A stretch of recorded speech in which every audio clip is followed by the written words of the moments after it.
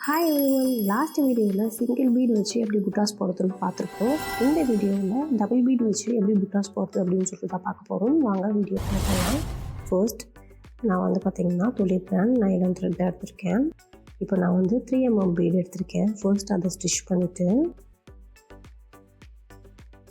இப்போது பக்கத்தில் 2mm bead அதை கீழே ஒரு ஸ்டிச் கொடுத்துட்டு லாங்காக த்ரெட் எடுத்துகிட்டு இப்போது நம்ம லாக் பண்ண போகிறோம்.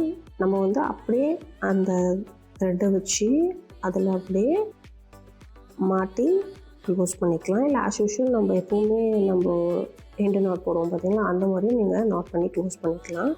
ரொம்ப ஈஸி, ட்ரை பண்ணி பாருங்கள். மோர் வீடியோஸ்க்கு நம்ம சேனல் லைக் பண்ணுங்கள், ஷேர் பண்ணுங்கள், மறக்காமல் சப்ஸ்கிரைப் பண்ணுங்கள். தேங்க்யூ ஃப்ரம் மாரி.